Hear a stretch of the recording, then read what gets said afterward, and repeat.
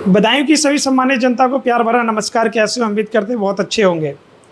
आज हमारे साथ पूर्व विधायक और समाजवादी पार्टी के जिला अध्यक्ष आशीष यादव जी मौजूद हैं। आज जानेंगे बदायूं की राजनीति के बारे में कि समाजवादी पार्टी की कैसी तैयारी है। जानेंगे उत्तर प्रदेश के विधानसभा चुनाव के बारे में 27 में बदायूं में क्या होने वाला है। सर, सबसे पहले तो बहुत बहुत स्वागत है आपका। आपका बहुत बहुत धन्यवाद। कैसे हैं सर? एकदम अच्छे हैं सर, बदायूं की राजनीति की हाल क्या है? बहुत अच्छे हैं। लोगों ने एक तरफा मन बना रखा है। ये बदायूं जिला माननीय नेताजी मुलायम सिंह यादव जी का जिला रहा है। ये समाजवादियों का जिला है और आज पूरे समाजवादी पार्टी के कार्यकर्ता, नेता और जिला का जो भी अब तक मिला है इस ज़िले के लिए, वो सब समाजवादी सरकारों में मिला है। चाहे मेडिकल कॉलेज हो, ओवर ब्रिज हो, सड़कें हो, बिजली घर हो, ट्यूबवेल हो, इंडिया मार्ट का नल हो, कॉलेजेस हो, ये सारी जो व्यवस्थाएं हुई हैं, जब जब समाजवादियों की सरकार रही है तब तक बदायूं का विकास हुआ है और लोगों ने मन बना लिया है समाजवादी सरकार लाने का। सर, 3 पर भाजपा है, बदायूं में 3 पर सपा है। 27 में कैसा रुझान रहेगा कि सपा की बढ़ोतरी हो सकती है या फिर कहीं ना कहीं किसी भी विधानसभा पे ऐसी भी कोई विधानसभा जिसमें सपा कमज़ोर हो? मुझे लगता है कि समाजवादी पार्टियों को, मैंने पहले भी आपसे कहा कि समाजवादियों का जिला रहा है और समाजवादी है 6 की 6 विधानसभाएं सीटें जीतने जा रहा है। पिछले चुनाव में क्या कमियां रहीं? 3 जीते हैं। कमियां थी, हम लोगों की तैयारी थी, भाजपा का झूठ ज़्यादा चल गया और हम लोगों का सच थोड़ा कमज़ोर पड़ गया, इसलिए हो गया।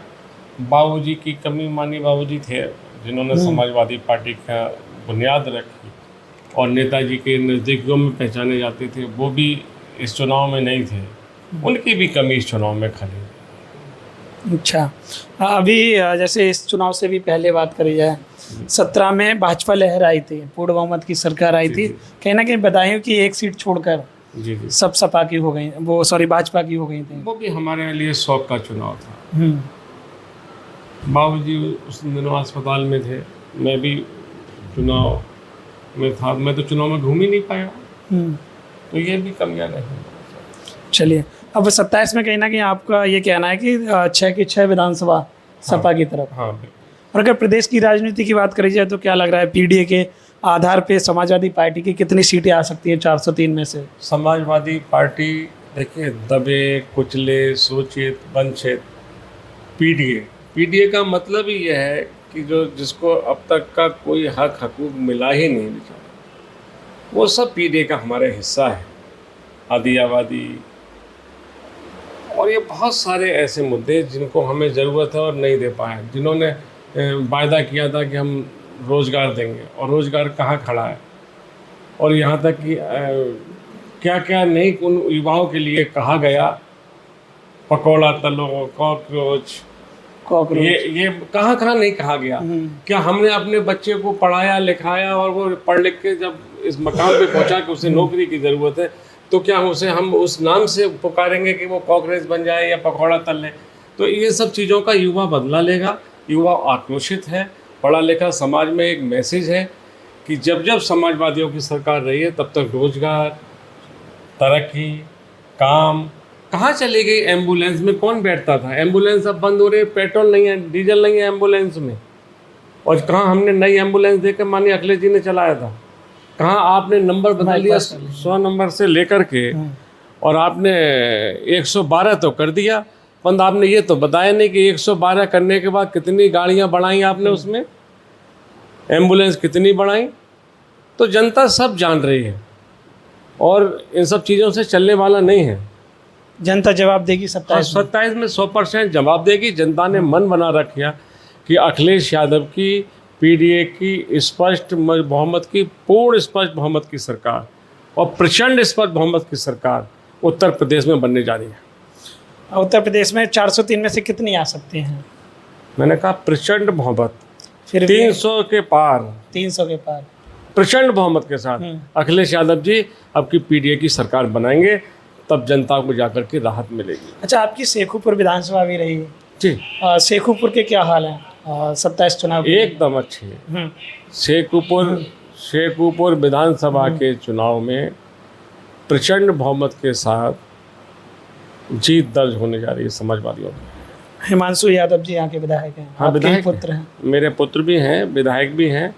और मैं समझता हूँ कि लोगों के में ये सब शेखुपुर के लोग बैठे हैं, आप पूछिएगा, जानकारी करिएगा जा करके कि उनकी लोकप्रियता, उनका व्यवहार, उनका लोगों के प्रति प्यार और लोगों के उनके प्रति प्यार एक एमएलए से ज़्यादा बेटे वाला, भाई वाला, दोस्त वाला, नाती वाला भी। क्योंकि मेरे ये जो परिवार है, हम लोग 3 पीढ़ियों का अनुभव है हमें। हमारे पिता रहे, हम रहे, हमारा बेटा है, तो उनके लिए 3 पीढ़ियों का प्यार मिलता है। दोस्त का प्यार मिलता है, भाई का प्यार मिलता है, भतीजे का प्यार मिलता है और नाती का भी प्यार मिलता है। मैं समझता हूँ कि वो खुशकिस्मत हैं, मैं खुशकिस्मत हूँ कि शेखुपुर की ऐसी जनता मुझे मिली और ऐसा विधायक भी उनके लिए मिला जो इतना सम्मान के साथ रहता है।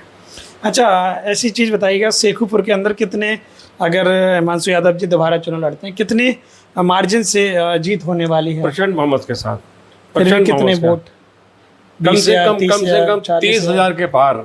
30,000? हाँ, शेखुपुर के अंदर। शेखुपुर के अंदर। अच्छा, एक बात और बताइएगा, यहाँ पे जब मैंने बातचीत की है आम जनता से, आम जनता यहाँ पे बदायूं के अंदर छुट्टा जानवर भी बहुत ज़्यादा है जी रोडों पर। क्या अगर सपा सरकार आती है तो क्या इन चीज़ों से निजात मिलेगा? क्योंकि आम जनता परेशान है, जाम से परेशान है बदायूं में। देखिए, 2 बातें हैं। जब कोई भी योजना बगैर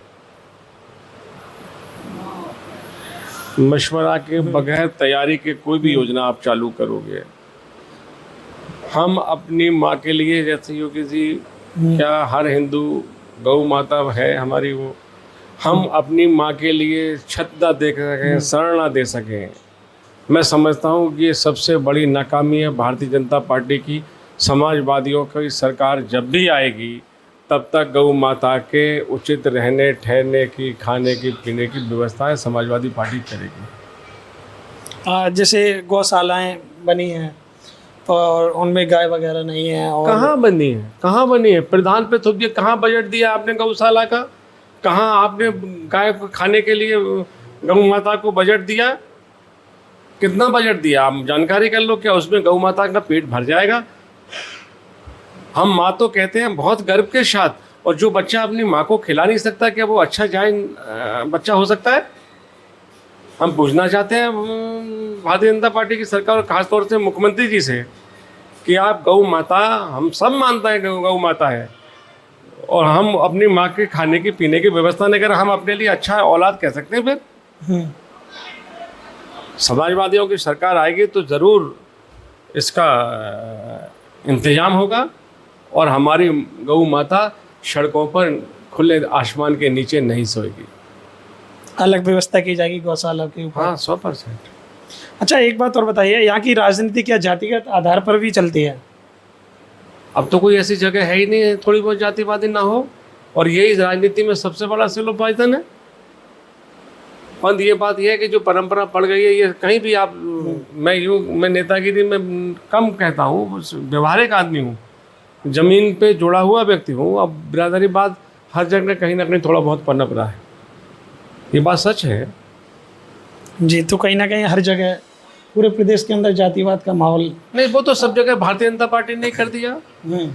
भारतीय जनता पार्टी ने ही कर दिया, उससे ज़्यादा जातिवाद और है कहाँ?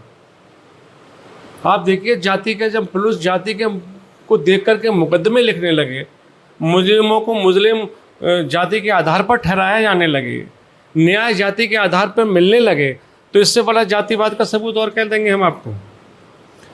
सर, योगी जी कह रहे हैं कि हमारा अमृतकाल चल रहा है, अखिलेश जी कह रहे हैं पीढ़ी चल रहा है, और पीढ़ियों को कहीं ना कहीं परिवारवाद का नाम दिया है भारतीय जनता पार्टी ने।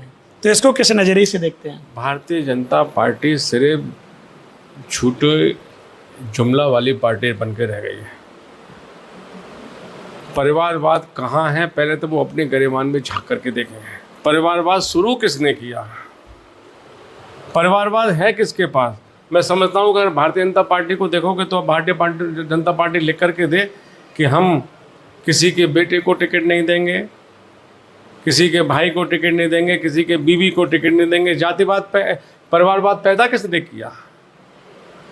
वो जातिवाद अगर कहीं भी है तो भारतीय जनता पार्टी में है। जातिवाद कहीं भी है, भारतीय जनता पार्टी। हाँ, जनता पार्टी उन्होंने शुरू किया है। तो कहीं ना कहीं आपको लग रहा है कि 27 के चुनाव में अच्छा रुझान रहने वाला है, सपा का सरकार आ रही है, प्रचंड सरकार, बहुमत से। हमारी सरकार मुद्दों पे चुनाव हमेशा लड़ी है। हमारी अच्छा, सरकार, शेखुपुर के क्या मुद्दे हैं?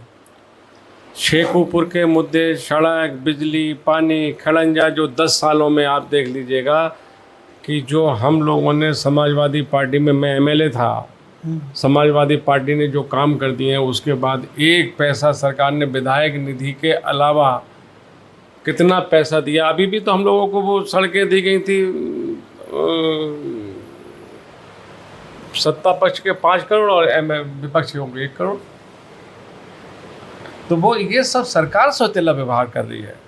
सरकार जब समाजवादियों की सरकार आई तब तक अकेला शेखुपुर ही नहीं, उत्तर प्रदेश में, और उत्तर प्रदेश में बदायूं अग्रणी इसलिए था कि ये नेताजी का जिला था, नेताजी का जिला है, और आने वाला कल भी नेताजी के नाम पर समाजवादी का अखिलेश यादव जी का जिला ही है।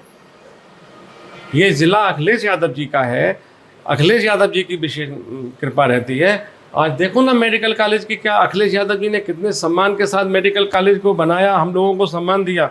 और भारतीय जनता पार्टी ने सरकार जाने के बाद एक पैसा, दवाई नहीं है मेडिकल कॉलेज में, डॉक्टर नहीं है, इलाज नहीं हो रहा है, जो मशीनें हमने खरीदी उसे चलाने वाला ऑपरेटर नहीं है वहाँ।